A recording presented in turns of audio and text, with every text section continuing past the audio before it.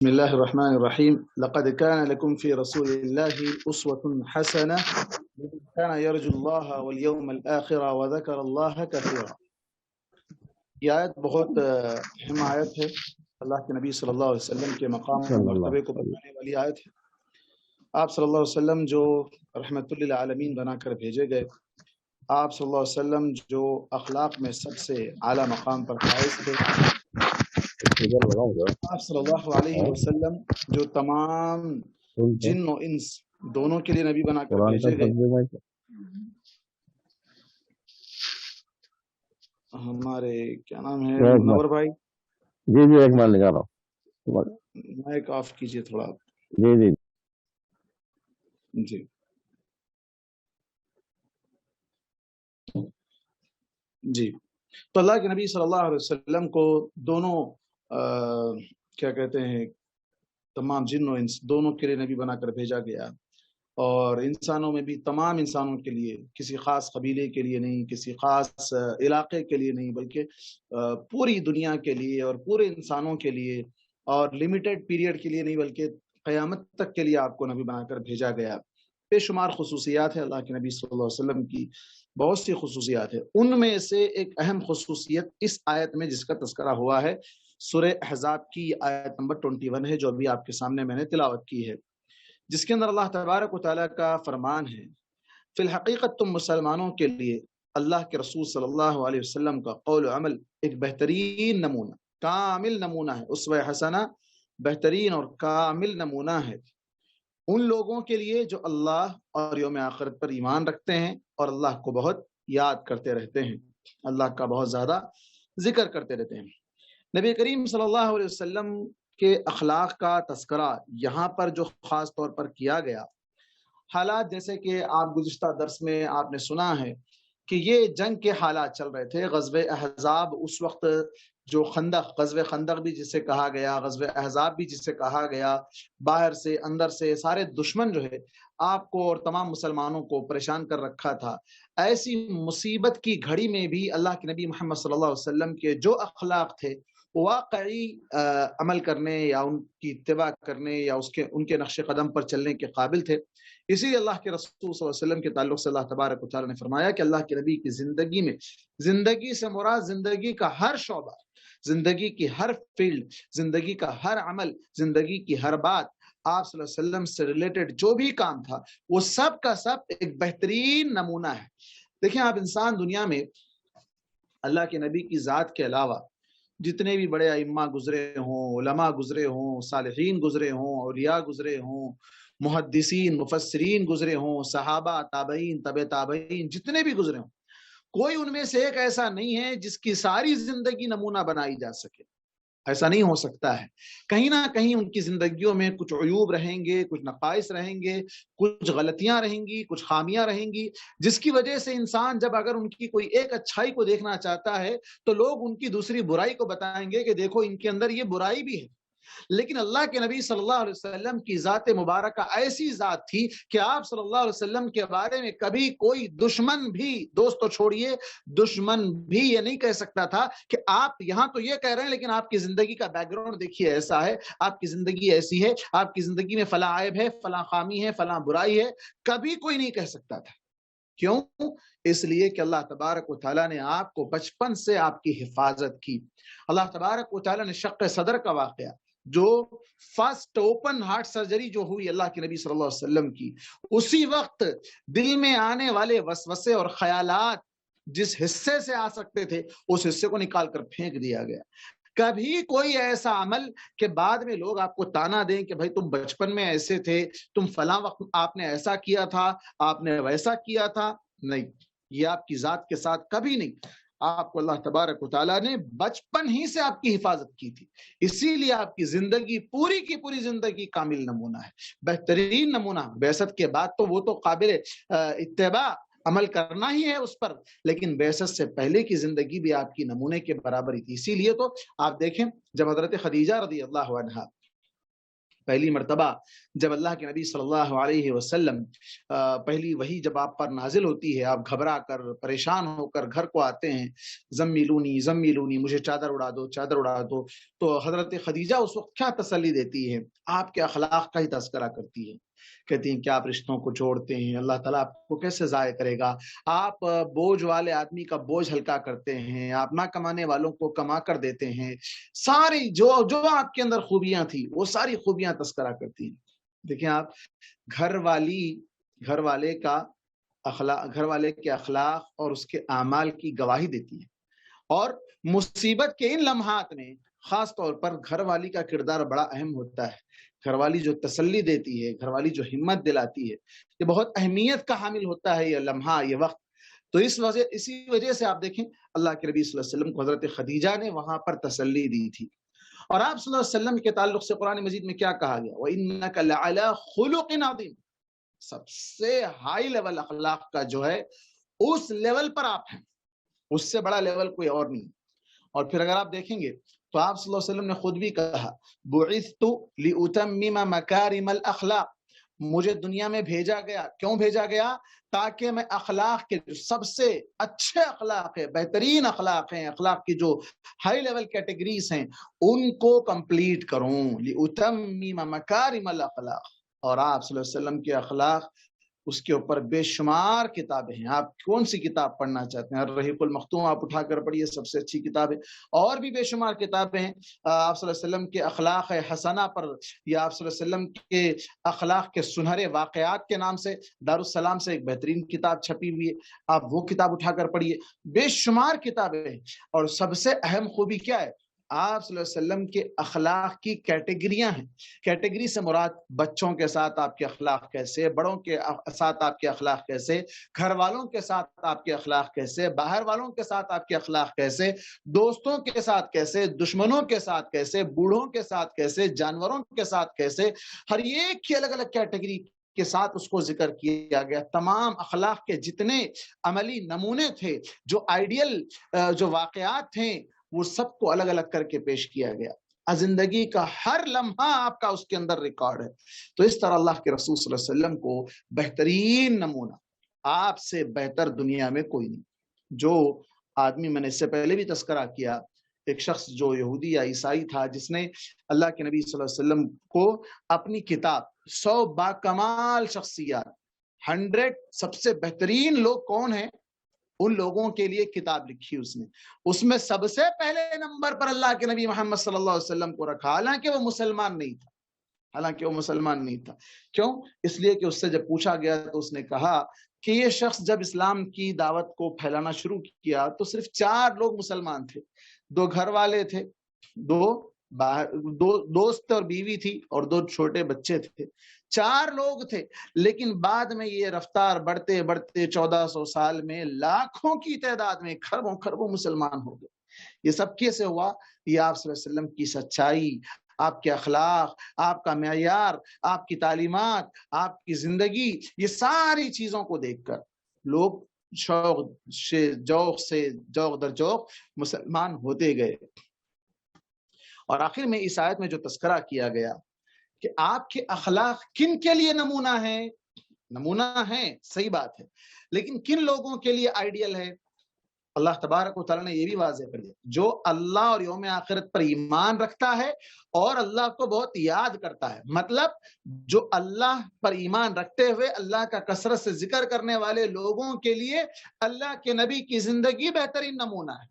اب جو لوگ اللہ پر ایمان نہیں رکھتے، جو لوگ آخرت کے دن پر ایمان نہیں رکھتے، جو اللہ سے ملاقات کی امید نہیں رکھتے، جو لوگ اللہ کا ذکر نہیں کرتے، ان کے لیے آئیڈیل کون ہے؟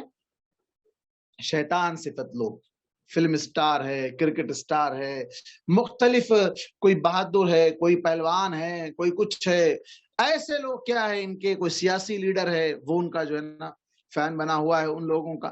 تو یہ وہ لوگ ہیں جو اللہ پر ایمان نہیں رکھتے، آخرت پر ایمان نہیں رکھتے، اور اسی طرح اللہ سے ملاقات کی امید نہیں رکھتے، اور اللہ کو یاد نہیں کرتے۔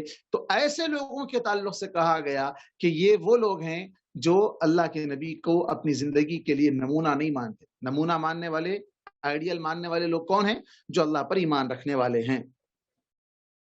اس کے بعد آگے اللہ تبارک و تعالیٰ نے پھر میدان جنگ کا تذکرہ جو اس وقت غزوہ احزاب میں پیش آئے تھے حالات، ایک طرف اللہ تبارک و تعالیٰ نے اب تک منافقین کا تذکرہ کیا، اب مومنوں کا تذکرہ کر رہا ہے کہ مومنوں کی کیا حالت تھی اس وقت جب باہر سے دشمن اندر سے دشمن، تو مومنوں کا کیا حال تھا۔ اس سے قبل کی آیت میں سورہ شروع سے آپ دیکھیں گے منافقوں کا تذکرہ کیا گیا، وہ گھبرائے ہوئے ہیں، ان کی آنکھیں پھترا گئی ہیں، وہ کہہ رہے ہیں کہ ہمارا گھر جو ہے نا محفوظ نہیں ہے، ہمارے گھر والے محفوظ نہیں ہیں، مختلف بہانے بنا کر چلے گئے۔ لیکن مومنوں کا کیا حال تھا، اللہ تبارک و تعالیٰ نے تذکرہ کیا، وَلَمَّا رَأَى الْمُؤْمِنُونَ الْأَحْزَابَ قَالُوا هَذَا مَا وَعَدَنَا اللَّهُ وَرَسُولُهُ وَصَدَقَ اللَّهُ وَرَسُولُهُ وَمَا زَادَهُمْ إِلَّا إِيمَانًا وَتَسْلِيمًا مِنَ الْمُؤْمِنِينَ رِجَالٌ صَدَقُوا مَا عَاهَدُوا اللَّهَ عَلَيْهِ فَمِنْهُمْ مَنْ قَضَى نَحْبَهُ وَمِنْهُمْ مَنْ يَنْتَظِرُ وَمَا بَدَّلُوا تَبْدِيلًا۔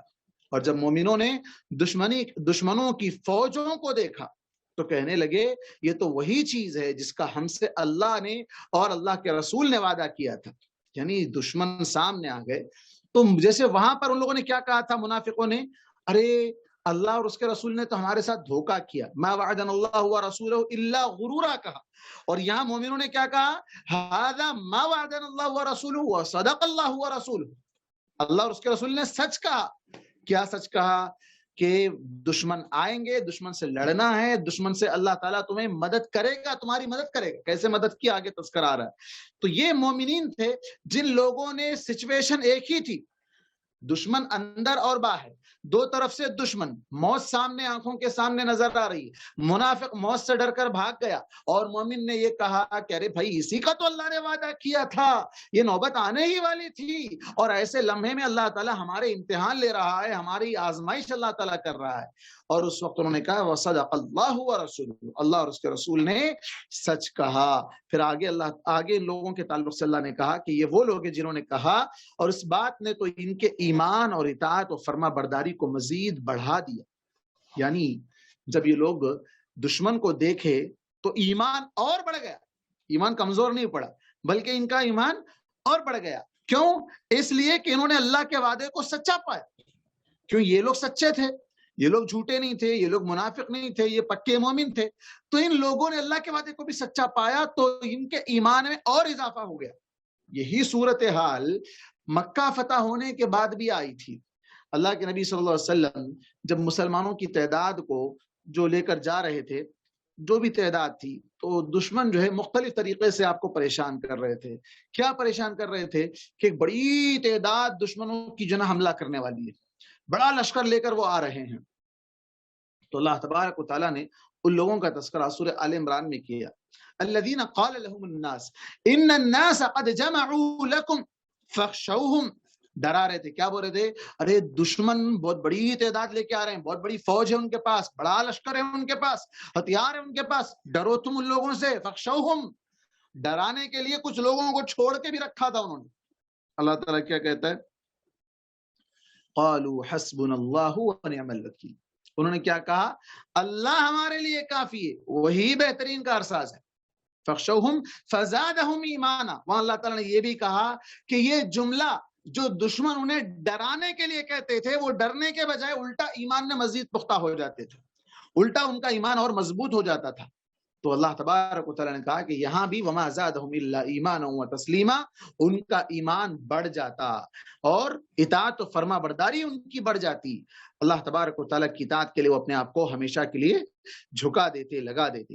من المؤمنین رجال صدقوا ما عاهدوا اللہ علیہ فمنهم من قضى نحبه ومنهم من ينتظر وما بدلوا تبدیلا، مومنوں میں کچھ ایسے لوگ بھی ہیں جنہوں نے اللہ سے کیے ہوئے عہد و پیمان کو سچ کر دکھایا، بس ان میں سے بعض نے اپنی نظر پوری کر دی اور بعض وقت کا انتظار کر رہے ہیں اور ان کے موقف میں ذرا بھی تبدیلی نہیں آئی۔ یہ کون لوگ ہیں؟ ایک تو اللہ تعالیٰ نے مومنوں کا تذکرہ کر دیا اوپر، پھر آگے اللہ تعالیٰ کہتا ہے کہ کچھ اور مومن بھی ہیں جنہوں نے اللہ سے کیے ہوئے وعدے کو پورا کر کے دکھایا، سچا کر دکھایا۔ اس کے اندر مختلف تفسیر کی گئی، ان میں بعض مفسرین لکھتے ہیں اس سے مراد یا تو وہ انصار مدینہ ہیں جو بیع عقبہ یعنی وہ اگریمنٹ جو اس وقت اللہ کے نبی صلی اللہ علیہ وسلم کو یہ لوگ مکے میں ملاقات کیے سیکنڈ ٹائم، اور اس وقت اللہ کے نبی صلی اللہ علیہ وسلم نے ان سے اگریمنٹ کیا تھا کہ دیکھو تم لوگ میں حضرت عباس رضی اللہ عنہ نے کہا تھا کہ تم میرے بھتیجے کو اگر لے جا رہے ہو تو اس کی حفاظت کر سکتے ہو تو لے جاؤ ورنہ ہم کافی ہیں. تو اس وقت ان لوگوں نے اگریمنٹ کیا تھا اللہ کے نبی صلی اللہ علیہ وسلم سے کہ ہم آپ کی حفاظت اپنی اولاد سے زیادہ کریں گے, اپنے آپ سے زیادہ کریں گے. تو اللہ تعالیٰ یہاں پر وہی کہہ رہا ہے کہ انہوں نے اپنے وعدے کو پورا کیا, جو وعدہ کیا تھا اللہ کے نبی سے اس وعدے کو انہوں نے پورا کیا. بعض مفسرین نے لکھا کہ یہاں وہ صحابہ ہے جو وعدہ کیا تھا جنہوں نے کہ اگر جنگ کا موقع آئے تو ہم اللہ کے نبی کے ساتھ جنگ لڑ کر, جیسے بعض نے وعدہ کیا تھا کہ اگر اللہ کے نبی ہمیں آپ سمندر میں کودنے کا حکم دے تو ہم کود جائیں گے, اگر آپ ہمیں جو ہے دشمن کی صفوں میں دوڑنے کے لیے ہمیں کہیں تو ہم اپنی جانوں کی پرواہ کیے بغیر ہم اس کے اندر گھس پڑیں گے, سمندر میں کود جائیں گے. مختلف طریقے سے انہوں نے اپنے اطاعت کا اظہار کیا تھا, جذبہ اطاعت کا. تو اللہ تبارک و تعالیٰ یہاں کہتا ہے کہ انہوں نے اپنے وعدے کو پورا کیا. اور بعض لوگوں نے نظر مانی تھی. اللہ تعالیٰ کہتا ہے کہ بعض لوگ فَمِنْهُمْ مَنْ قَضَى نَحْبَهُ, بعض نے اپنی نظر کو پورا کیا. نظر کیا مانگی تھی؟ اللہ کے رسول صلی اللہ علیہ وسلم کے ساتھ مل کر جنگ کرنے کا اگر موقع ملا تو ثابت قدم رہیں گے اور پیٹ پھیر کر نہیں بھاگیں گے. اب ان میں کون لوگ ہیں؟ جیسے کہ حضرت حمزہ رضی اللہ عنہ ہیں, حضرت مصعب بن عمیر ہیں جو جنگ احد میں کام آ گئے تھے, جنگ احد میں جنہوں نے جام شہادت نوش کر لیا تھا. انس بن نضر ہے, یہ سب نے. اور جو بچ گئے تھے وہ لوگ حضرت عثمان بن عفان, حضرت طلحہ, حضرت زبیر وغیرہ, یہ لوگ تھے جو اللہ سے عہد کیے تھے اور نظر مانے تھے ہم بچ گئے, نیکسٹ ٹائم اگر موقع ملا تو ہم ایسا لڑیں گے کہ ہماری جان چلی جائے لیکن ہم اس کی پرواہ نہیں کریں گے اور جام شہادت پی کے رہیں گے, شہادت کا مقام حاصل کر کے رہیں گے. تو پھر اللہ تبارک و تعالیٰ نے ان کے بھی تعلق سے کہا کہ یہ وہ لوگ ہیں جنہوں نے اپنے اس عہد کو, اپنی اس نظر کو پورا کیا ہے. اور آگے اللہ تبارک و تعالیٰ نے کہا کہ ان میں ذرا برابر بھی تبدیلی نہیں آئی. جب بولے تھے بھائی جذبے میں بول دیے تھے, دوسرے لوگ انتقال کر گئے, شہید ہو گئے, تو تھوڑا ہمارے اندر بھی جذبہ آ گیا تھا, خون گرم ہو گیا تھا, بول دیے تھے. اب یہاں کہاں سے ہو سکتا؟ ایسا نہیں کہا انہوں نے, بلکہ پھر سے وہی جذبے کو اجاگر کیا, پھر سے اسی جذبے کا اظہار کیا, بلکہ اس سے بڑھ کر آگے رہ کر انہوں نے اس جنگ میں اپنی سواد قدمی کو دکھایا اللہ کے نبی صلی اللہ علیہ وسلم کے ساتھ. پھر آگے اللہ تبارک و تعالیٰ فرماتا ہے لِيَجْزِيَ اللَّهُ الصَّادِقِينَ بِصِدْقِهِمْ وَيُعَذِّبَ الْمُنَافِقِينَ إِنْ شَاءَ أَوْ يَتُوبَ عَلَيْهِمْ إِنَّ اللَّهَ كَانَ غَفُورًا رَحِيمًا. یہ سب کچھ کیوں پیش آیا؟ جنگ, اللہ تعالیٰ دیکھیں آپ دشمن کو اپنی جگہ پہ مار سکتا ہے, وہاں سے مکے سے پورے عرب کے قبائل کو لا کے مدینے کے اطراف جمع کرنے کے بجائے وہاں آنے کے بعد انہیں ہوا کے ذریعے سے, فرشتوں کے ذریعے سے انہیں نقصان پہنچانے کے بجائے اللہ چاہتا تو وہیں پر انہیں ان کے گھر سے نکلنے سے پہلے ہی مار ڈالتا. لیکن یہ سب کیوں آزمائش؟ یہ آزمائش مومنوں کے لیے, یہ آزمائش منافقوں کے لیے. اللہ تعالیٰ دیکھنا چاہتا ہے کہ کون اس میں ثابت قدم رہے گا, کون اس کے اندر پیٹ پھیر کر بھاگ جائے گا. اس لیے کہ اللہ تبارک و تعالیٰ نے زندگی کو بنایا ہی آزمائش کے لیے.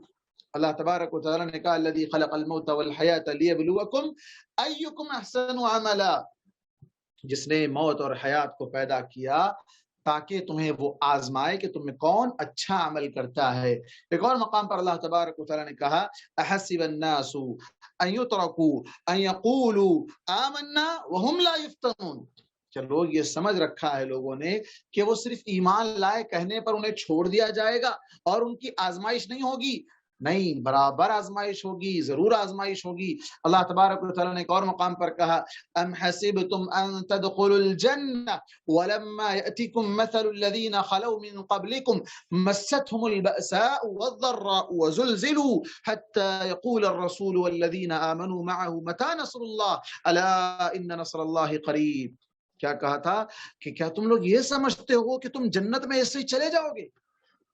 ابھی تک تم پر ایسا واقعہ پیش ہی نہیں آیا، ایسے حالات تم پر ابھی آئے ہی نہیں جیسے واقعات تم سے پہلے لوگوں پر آئے تھے۔ بڑی کٹھن مشکلات آئی تھی، بڑی سخت مصیبتیں آئی تھی، ان کے جسموں کو چیر دیا گیا تھا، آرے سے چیر دیا گیا تھا، ہڈی گوشت الگ کر دیے گئے تھے، انہیں کھولتے ہوئے پانی میں ڈال دیا گیا تھا اور آگ لگا کر زندہ انہیں آگ میں ڈھکیل دیا گیا تھا۔ وہ واقعات ابھی تم پر کہاں آئے، ویسے حالات ابھی تم پر کہاں آئے۔ جنت میں ایسے نہیں چلے جاتے صرف ایمان لائے زبان سے کہنے سے جنت نہیں مل جاتی، مصیبت آئے گی، مصیبت میں امتحان میں کامیاب ہونا پڑے گا، جیسے ابراہیم علیہ السلام پر آئی تھی مصیبت۔ ابراہیم علیہ السلام کو آگ میں ڈالا گیا تھا، وہ پیچھے نہیں ہٹے، آگ میں کود گئے، اللہ تبارک و تعالیٰ نے اس آگ کو ان کے لیے گل گلزار بنا ڈالا۔ یہی حالت ہوگی یہاں بھی، آپ دیکھیں دشمن باہر سے اندر سے چاروں طرف سے گھیرا ہوا ہے، لیکن ایسے وقت میں جو ایمان کا مظاہرہ کیے، جنہوں نے ثبات قدمی کا مظاہرہ کیا، اللہ تبارک و تعالیٰ نے بغیر کسی جنگ کے، بغیر کسی لڑائی کے، بغیر کسی خون خرابے کے دشمن کو ہرا کر، اسے شکست دے کر، اس کے دل میں رعب ڈال کر اس کو اللہ تبارک و تعالیٰ نے وہاں سے بھگا ڈالا۔ تو یہ سب اللہ تبارک و تعالیٰ کے لیے ممکن ہے۔ فرعون کو اللہ تبارک و تعالیٰ نے پانی میں لا کر غرق کر دیا۔ تو یہ سارے واقعات، موسیٰ علیہ السلام کو بچنے کے لیے کوئی راستہ نہیں تھا، اللہ نے وہاں سے راستہ نکال دیا اور اسی راستے میں فرعون کو غرق کر ڈالا۔ ایسے بے شمار واقعات ہیں۔ انسان سمجھتا ہے کہ یہاں کوئی جو نا ذریعہ نہیں ہے بچنے کا، اللہ تعالیٰ وہاں سے اسے بچا کر نکال لیتا ہے۔ اللہ تبارک و تعالیٰ نے ان لوگوں کے تعلق سے یہاں کہا کہ جو لوگ جنت میں، ام حسبتم ان تدخلوا الجنہ ولما یأتکم مثل الذین خلوا من قبلکم مستهم البأساء والضراء وزلزلوا، زلزال، زلزلے کا لفظ استعمال کیا اللہ تبارک و تعالیٰ، ارتھ کو کیا بولتے ہیں اس کو آپ، تو وہ زلزلہ ہلا کر رکھ دیا گیا، ایسی آزمائش ہل گئے۔ اور اس وقت یہاں تک کہ رسول نے تک کہہ دیا، کون سے رسول؟ اللہ کے نبی کے بارے میں نہیں کہا جا رہا، پچھلی قوموں کے اندر جو رسول آئے تھے، جب مصیبتیں ان پر آئی تو انہوں نے کہا، رسول نے کہا، اہل ایمان نے کہا، متی نصر اللہ، اللہ کی مدد کب آئے گی؟ اتنی مشکل آ گئی، اتنی مصیبت آ گئی، اللہ کی مدد کب آئے گی؟ اللہ تعالیٰ نے کہا، الا ان نصر اللہ قریب، سنو اللہ کی مدد بہت قریب ہے، بہت قریب ہے، بس تھوڑے سے امتحان میں تم کامیاب ہو جاؤ، اپنا امتحان میں تم اپنی ثبات قدمی کا مظاہرہ کرو، پھر دیکھو خوشخبری تمہارے سامنے ہے، انجام تمہارے آنکھوں کے سامنے ہے۔ جیسے ابراہیم علیہ السلام کو آگ میں ڈالا جا رہا تھا تو اس وقت ابراہیم علیہ السلام خوش تھے، خوش تھے، یہ نہیں کہ میں آگ کے قریب جاؤں گا تو جل جاؤں گا، بھن جاؤں گا، نہیں، گئے، اللہ تعالیٰ نے اس آگ کو حکم دے دیا۔ تو یہاں بھی دیکھیں آپ، دشمن اتنے دن تک پہرا ڈال کر بیٹھے اور اس کے بعد سخت سردی کے عالم میں اللہ تبارک و تعالیٰ نے انہیں وہاں سے بھگا ڈالا۔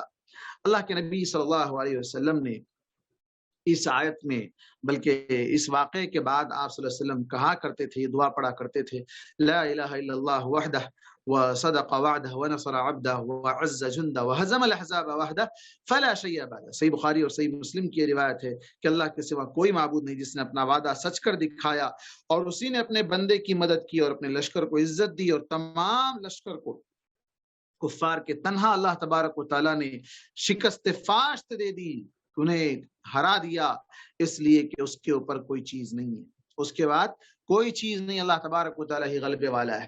تو یہاں مومنوں کا امتحان تھا، جو سچے تھے اللہ تعالیٰ نے ان کی سچائی کا بدلہ انہیں دے، وَيُعَذِّبَ الْمُنَافِقِينَ، اور منافقوں کو اللہ عذاب دے، اگر چاہے تو عذاب دے، یا چاہے تو انہیں ان کی توبہ قبول کر لے۔ اگر وہ توبہ کرتے ہیں تو یعنی ایک طرف منافقوں کے لیے اس میں رحمت کا پہلو اللہ تعالیٰ دکھا رہا ہے کہ اگر تم توبہ کرو سچے دل سے تو اللہ تعالیٰ توبہ قبول کرنے والا ہے، نہیں کرو گے تو یاد رکھو اللہ تعالیٰ عذاب بھی دینے والا ہے، اللہ تعالیٰ عذاب بھی دینے والا ہے۔ وَيُعَذِّبَ الْمُنَافِقِينَ، اللہ تعالیٰ منافقوں کو عذاب دے گا، اگر اللہ چاہے یا تو پھر انہیں معاف کر دے گا۔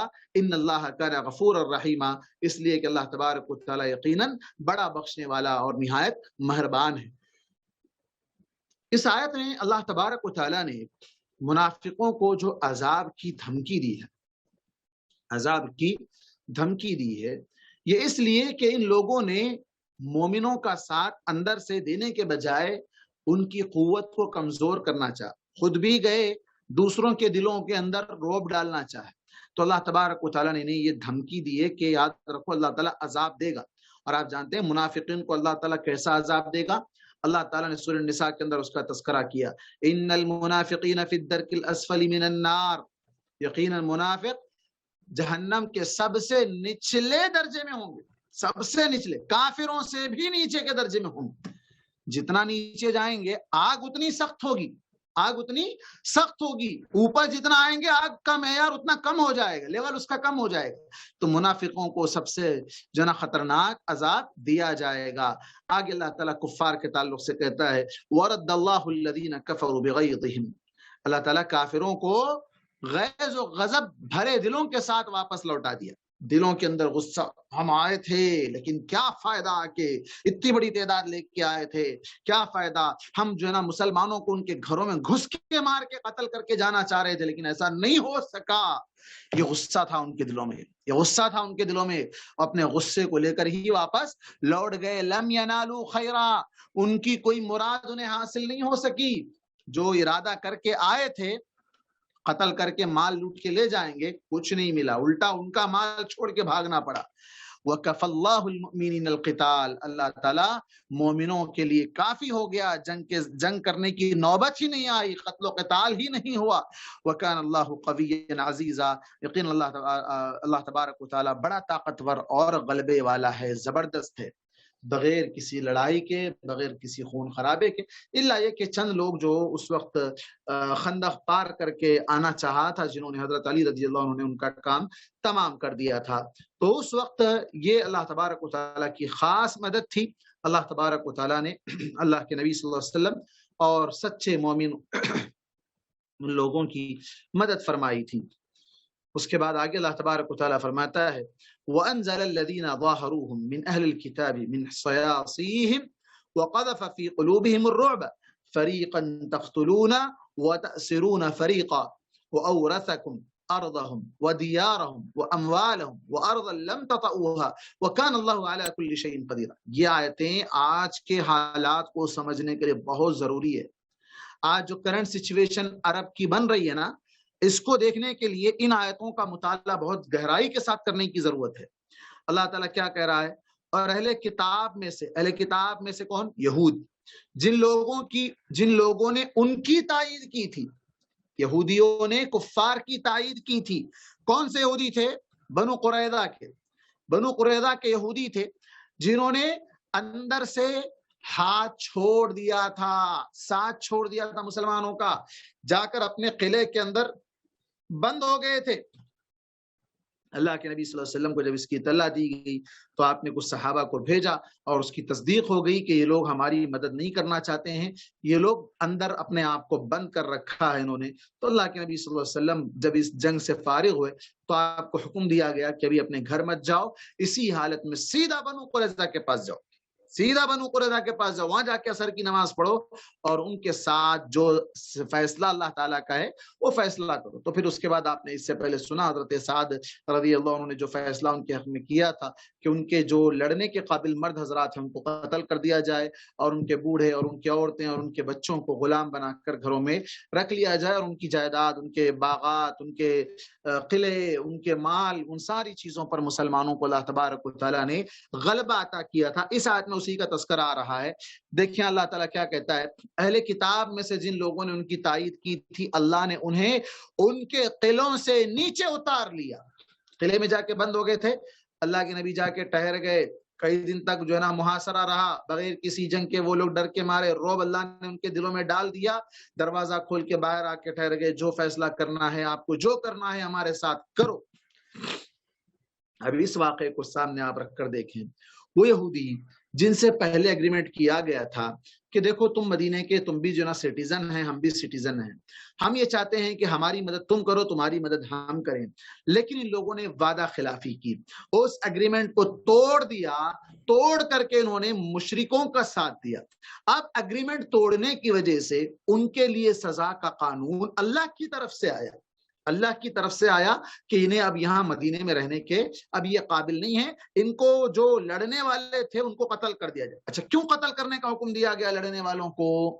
اس لیے کہ اگر ان کو لڑنے کا موقع ملتا تو پھر یہ کیا کرتے، مسلمانوں پر حملہ کرتے.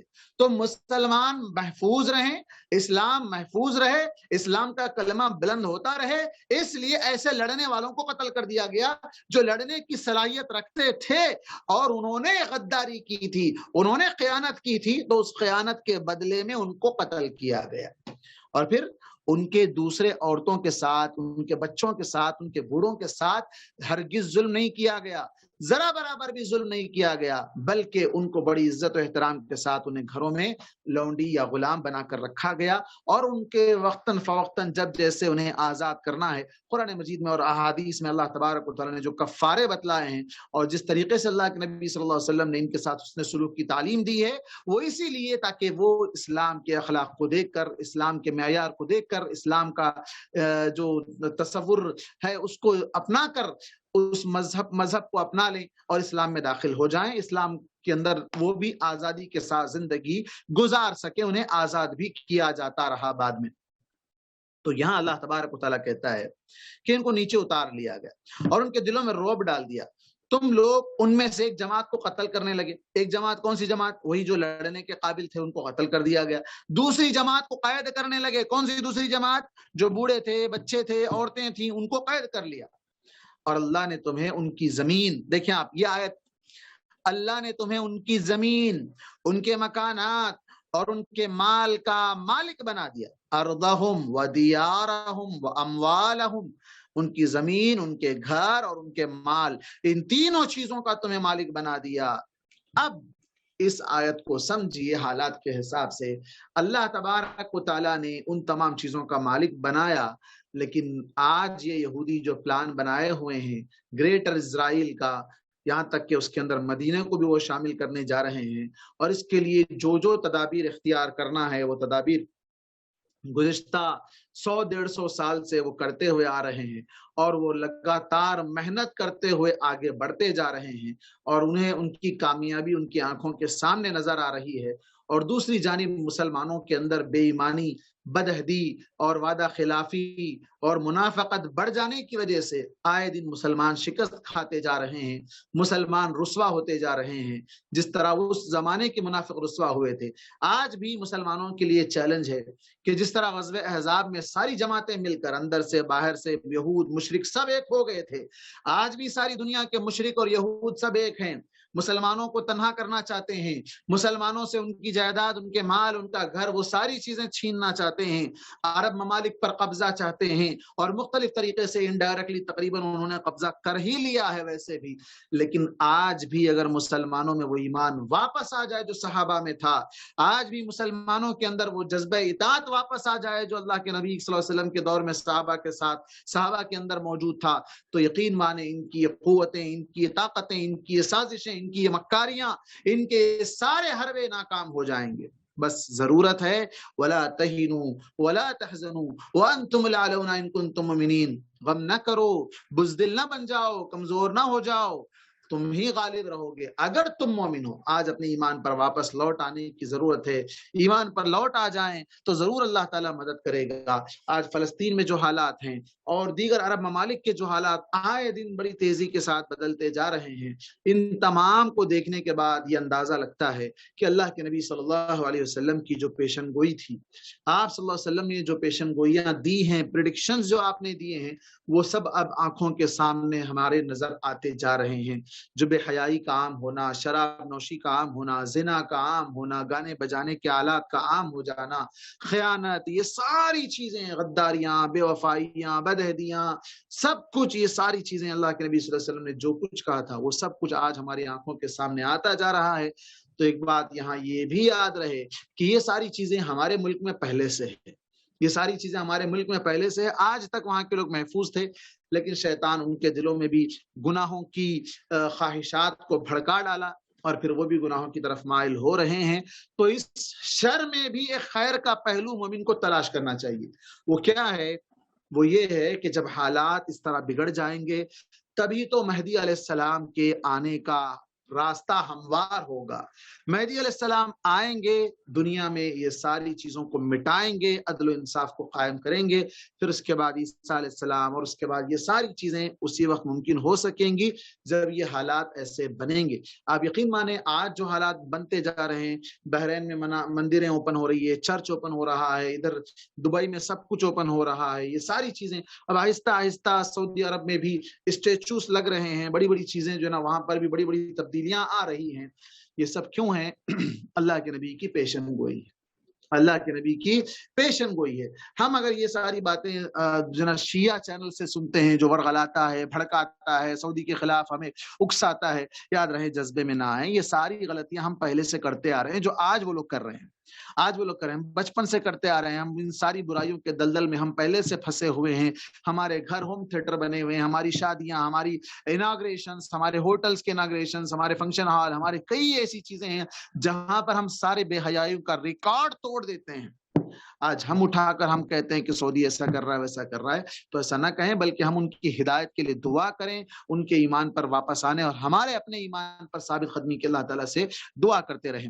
آگے اللہ تبارک و تعالیٰ کہتا ہے وَأَرْضًا لَمْ تَطَئُوهَا, ایک تو بنو قریظہ کی ان لوگوں کی زمین, ان کا مال اور ان کے گھر مسلمانوں کے ہاتھ لگے تھے اور اللہ تعالیٰ نے ان کا وارث بنا دیا تھا. اللہ تبارک و تعالیٰ نے اس زمین کے تعلق سے کہا نورث من نشاء من عبادنا, ہم جس کو چاہے اس زمین کا وارث بناتے ہیں. اللہ تعالیٰ وارث بنانے والا ہے, جس کسی قوم کو اللہ تعالیٰ شکست دے گا, کسی قوم کو فتح دے گا, یہ اللہ کا اصول ہے. اللہ تبارک و تعالیٰ اہل ایمان کو بہرکیف غلبہ عطا کرے گا.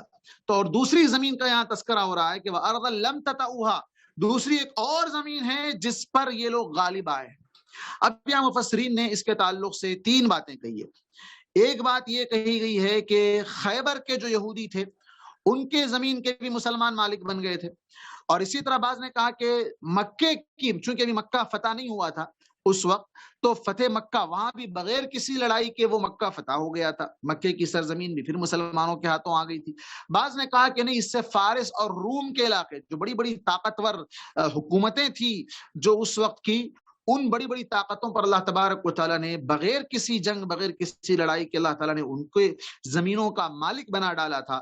تو بعض مفسرین نے کہا کہ تینوں بھی باتیں صحیح ہے, تینوں چیزوں کو بھی اللہ تعالیٰ نے عطا کیا. یہودیوں کی زمین خیبر کی وہ بھی عطا کیا, مکے کی فتح بھی عطا کیا, اور اسی طرح فارس اور روم کے علاقے بھی اللہ تبارک و تعالیٰ نے عطا کیا. آگے اللہ تعالیٰ کہتا ہے وَكَانَ اللَّهُ عَلَى كُلِّ شَيْءٍ قَدِيرًا, اللہ تعالیٰ ہر چیز پر پوری بھرپور قدرت رکھتا ہے, مکمل قدرت رکھنے والا ہے. اللہ تبارک و تعالیٰ تمام چیزوں پر قادر ہے, جس کو چاہے عزت دے, جس کو چاہے غلبہ دے, جس کو چاہے اللہ تبارک و تعالیٰ شکست دے, جس کو چاہے اللہ تبارک و تعالیٰ حاکم بنا دے, جس کو چاہے اللہ تبارک و تعالیٰ محکوم بنا دے. اللہ تبارک و تعالیٰ کا اصول رہا ہے, اللہ تبارک و تعالیٰ کا قانون رہا ہے. یہ درس قرآن مجید کا ہمارا یہاں ختم ہوا, رکوع بھی چونکہ ختم ہوا تھا. انشاءاللہ پھر ابھی تھوڑی دیر میں ہم وہ درس فقہ کا درس شروع کرتے ہیں. اس سے قبل اگر کسی کا کوئی سوال ہو تو وہ سوال کر سکتے ہیں.